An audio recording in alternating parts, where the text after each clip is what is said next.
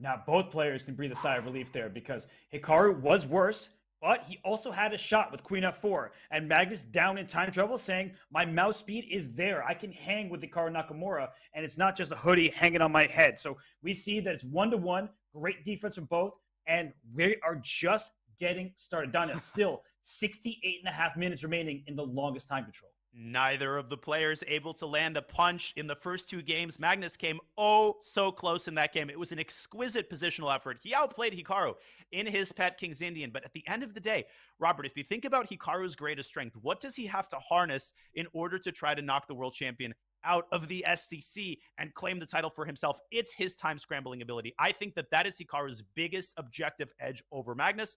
When Hikaru is in top form, his time scrambling is unbelievable.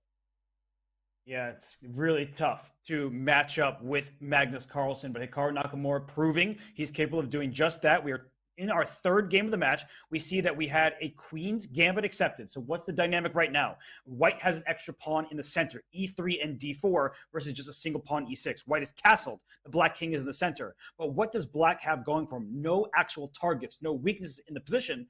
But Danya, Magnus is thinking. He's spending a lot of time here. Is he unfamiliar with the setup? Well, I'm sure he's had this before in OTB chess. I think what he's really trying to decide is whether to push b5. And I'm going to echo a point you made in an earlier broadcast in a galaxy far, far away. If you play b5 prematurely and the bishop drops back, White has this idea of pushing a2, a4 and carving out a very nice c4 square for his knight. So you actually see Magnus delaying the move b5, and you might even see him playing the more modest b6. Right. B5 is an idea for Black, and that's why White plays A4 to stop it, but it gives up a key square. So let's see what Hikaru Nakamura has in mind. He's also being a bit slow, deliberate here, taking his time, longest time control. He's used to winning with 5 seconds on the clock. When he starts with 5 minutes, well, that's quite a lot of time. He chooses A4. So what this was an approach. Does he want to give up control of B4? The answer happens to be yes, but he is taking squares away from Black on the queen side. And it's not enough just to see, oh, I weakened a square. How accessible is that square? It's not that easy for Black to get a knight to b4. And even if he does, it's not the end of the world for White. A knight on b4 looks pretty, but it's not really impacting the course of the game. So I like the decision to prevent b5. I think White's got a tiny pull here. Magnus has to be very careful about the d4, d5 pawn break, which is especially strong if you play b6. Okay, Magnus takes on d4, and we get a new pawn structure. I think you can play the move knight to e5. The bishop on c8 wants to get out. The move b6 would be a blunder because it gives White the c6 square. So that's why knight e5 with tempo against the bishop. Now bishop d7. And Danya, I feel like these positions can get very dangerous for White. The reason why is that b4 square and the b3 pawn. At some point, if Black gets developed and coordinated, the b3 pawn is an approachable target, whereas b7, the bishop needs to get to f3. Easier said than done when there's a knight sitting on e5. You're absolutely right. Objectively, the position is clearly equal. The engine's always going to throw 0.00 in these positions, but I agree completely. White is the only one with a serious target and a seriously weak square. The b4 square can be occupied by a bishop rather than a knight as originally anticipated. And Magnus, you know what he could do here? He could take on f3 and then play bishop c6 to try to open up the b file, but instead he decides to keep all of the pieces on the board with knight g6. Yeah, because surprisingly, White is the one with less space, and the position is pretty open. So knight g6 keeping more peace on the board is saying that bishop on e2 desperately wants to get to f3, not so fast. Now, if you go knight d4 back, we could see a repetition of moves with knight back to e5, or you read my mind once again, partner, pawn to e5 is available for Black. So queen b1, an odd-looking move, Danya. What's the purpose behind it? Well, it could be to prepare knight c3 to e4, and the purpose of that not only to relieve the pressure a little bit by trading a pair of binder pieces. But White's greatest asset, arguably, is his dark squared bishop sitting pretty on the long diagonal. It's definitely better placed than Black's bishop. So knight e4 is an attempt maybe to accentuate your strengths and minimize your weaknesses, but there's a lot of logistical problems with it. Black can take and then throw bishop c6 with tempo. Hikaru instead, where is he going? Is he going to c4? But then he's walking into queen g5. I think he Uh-oh. overlooked the queen sliding across the fifth rank. He plays bishop f3, but this is just the start of white's troubles. The reason why are the squares, the control, and the coordination, the connection between the rooks in a and f8, Danya. The rook can go to d8 right now, and look at the rook on a1. It's boxed in by that queen on b1. So queen b1 had the point of knight e4. It wasn't played, and now we see why it's going to backfire. HIKARU definitely under pressure. That queen will have to move out of the way to make space for the rook, but where do you move it? Do you go to a2? Well, that looks ugly. If you go to c2, you walk into a pin. If you go to d3, you walk into rook fd8. So white's queen, surprisingly, is feeling mighty uncomfortable on b1, and Magnus could target that b3 pawn with a well-timed queen d5 or queen b4. Queen d5 looks like the next move for black. So I think white should play the move rook to d1, challenge the d file, because if you can start swapping off pieces, your problems are not as significant. How do you attack b3? You need queens on the board. It's the only piece for black that can attack it. So if you could first trade rooks, then trade queens, you just feel like your problems are not so significant. So rook d1, an excellent choice. And a move for black, I don't know if it's good right now. I was going to say knight to d5. He chooses queen d5. Then I feel like Magnus, when he has the black pieces, he's not necessarily trying to win. He's just trying to play good, solid chess. And if it's a draw, he gets the white piece in the first move advantage next game. You read my mind. Again, I was literally about to say, is it fair to say, and I don't like to make these general pronouncements, but it does seem like Magnus is playing with an abundance of caution early in the match. He wants to get his feet under him, and he really wants to press with the white pieces as he did in the previous game. I think he judges that he's got the edge on HIKARU's opening repertoire with 1d4. And can Magnus force the rook trade with rook d8 here? Is that the best option? Or is it to play rook c2?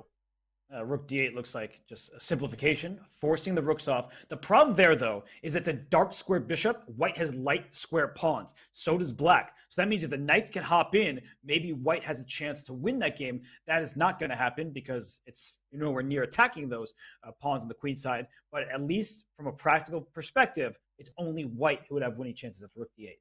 And that's why I'm always worried about these approaches. When you try to go for simplification and you're essentially playing for a draw, you're giving HIKARU exactly what he wants. Maybe a tiny, tiny pull in the end game, but HIKARU's got to be feeling really the most comfortable he's felt all game, Robert, especially compared to what he had in the middle game. And there he goes, grabbing space with a furious pawn march. He might follow up with g5 and h4.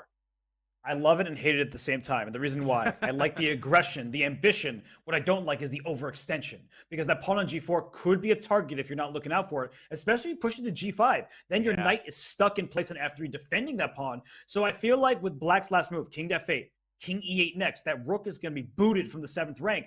And then I feel like most of black's problems are behind him. And then it's maybe Magnus who can say, I'm going to play for a win now. The pendulum continues to swing. I was really under the influence, under the spell of that rook on the 7th, but can you really blame me? Bishop to d8 sends the rook packing.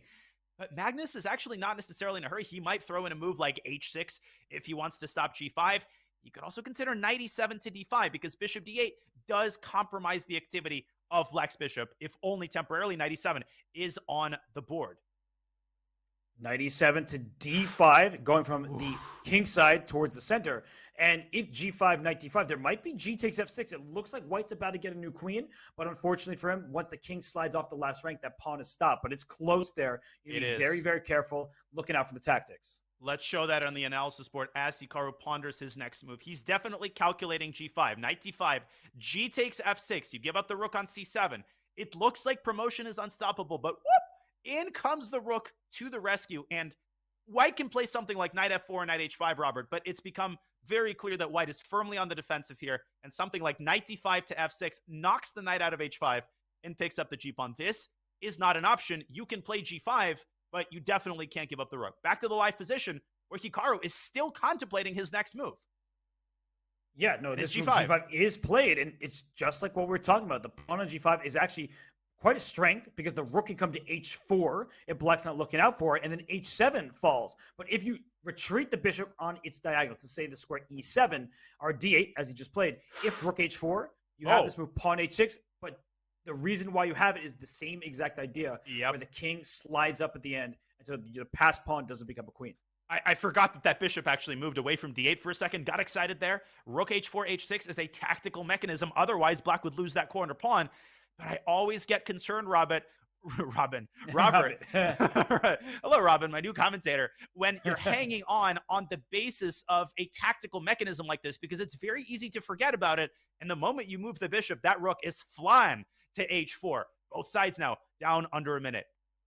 Knight b6 played, rook h4 is still met, but pawn to h6. It might be a worthy sacrifice at some point. At this Magnus, point, yeah.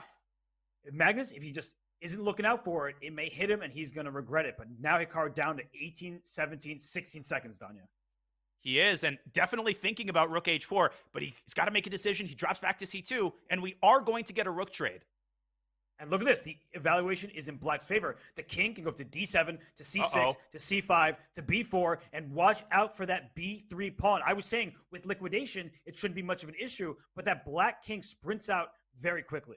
And a prophylactic move, trying to prevent the knight from accessing the e5 square. On the other hand, this forces black's king in the opposite direction it wants to go. I think Magnus is saying, hey, knight, why don't you attack the queenside pawns? My king is going to stay in the center to defend the kingside pawns.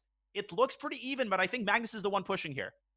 He is. The king can go e6 to d5. You win king of the hill, but you don't win the game. Uh-oh. But at least you have some initiative. The h4 pawn cemented on dark square. If f5 is played, the h4 pawn is loose, but f5 weakens e5. That pawn would be hanging. So that's a king e6, but knight c5 check. You can kick the king back and then play knight d3, so you're not going to have to face f5.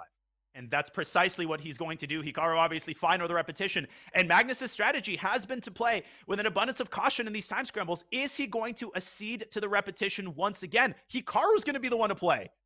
Wow, knight oh c4, my gosh. kicking the knight from d6. And if you swap knights to c4, b7, a6 are loose. And this is what I was saying. 1 second. Dark square bishop, and those are light square pawns. The king's coming over, knight takes b7. Magnus is starting to lose control. Can he trap this knight, though? Hikaru can save it with his pawn. c5 and c6. He drives the pawn and he guts off the king.